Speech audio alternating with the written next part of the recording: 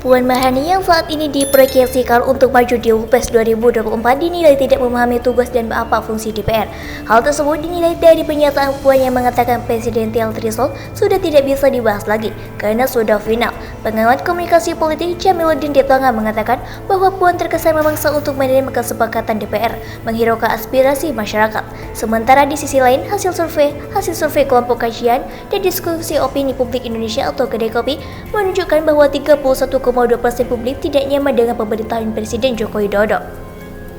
Dilansir dari Terkini di Jakarta, pengamat komunikasi dan politik Jamiluddin Detonga buka suara menanggapi pernyataan Ketua DPR RI Puan Maharani soal revisi UU tentang pemilu beberapa waktu lalu.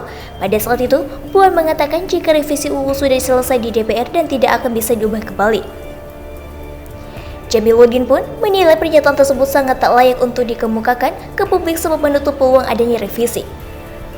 Pernyataan Puan itu dengan sendirinya telah menutup peluang untuk merevisi UU Nomor 7 Tahun 2017 tentang pemilu, kata Jamiluddin. Jamiluddin menyebut bahwa berbagai elemen masyarakat sedang merencanakan untuk menutup penghapusan presiden threshold atau PT 20% yang diatur dalam UU.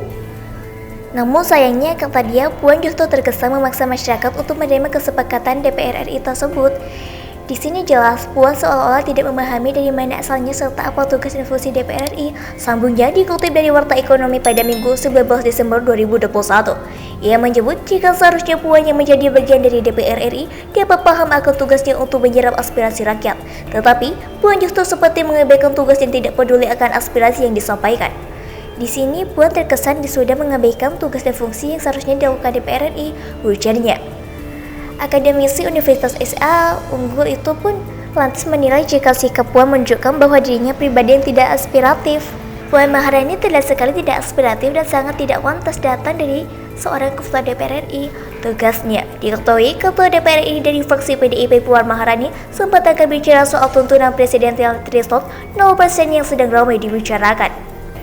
Putri Megawati itu mengatakan bahwa revisi Undang-Undang Nomor 7 Tahun 2017 tentang pemilu telah selesai di DPR, sehingga kata dia presidensial threshold 20% tidak bisa lagi diubah.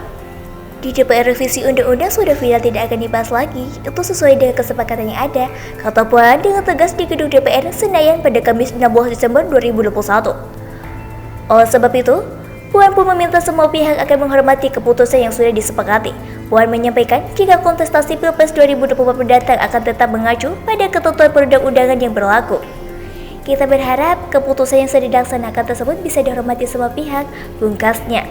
Selain itu, diberitakan terpisah oleh Jakarta CNN Indonesia, hasil survei kelompok kajian dan diskusi opini publik Indonesia atau Kedai-Kopi menunjukkan bahwa 31,2% publik tidak nyaman dengan pemerintahan Presiden Joko Widodo.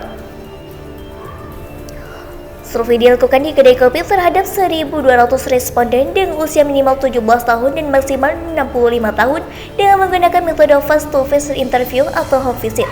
Margin error survei ini sekitar 2,83% dan tingkat kepercayaan 95%. Direktur Eksekutif Kedai-Kopi Kunto Adi Wibowo memaparkan berbagai hal menjadi alasan responden menyatakan tidak nyaman dengan pemerintah Jokowi. Antara lain, rakyat tidak sejahtera, ketenagakerjaan tidak baik, ekonomi tidak merata, diskriminasi atau tidak aman, kualitas pemimpin yang buruk, kesehatan tidak merata, banyak koruptor, hingga hutang negara yang terus bertambah.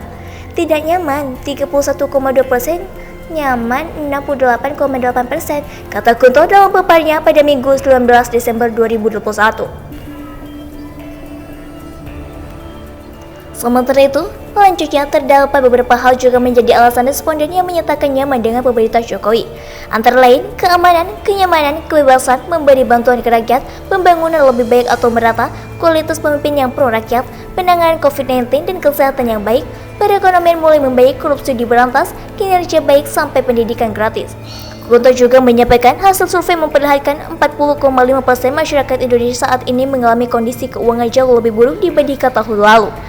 Ketika ditanya kondisi keuangan, 40,5% dibilang lebih buruk daripada tahun lalu, katanya. Kemudian, 41,4% lain mengaku sama saja atau tidak ada perubahan. Sementara itu, 18,1% menilai keuangannya malah lebih baik daripada tahun lalu.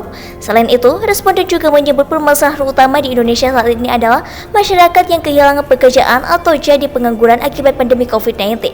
Masalah itu menjadi yang paling sering disebut oleh responden dengan 18,1%.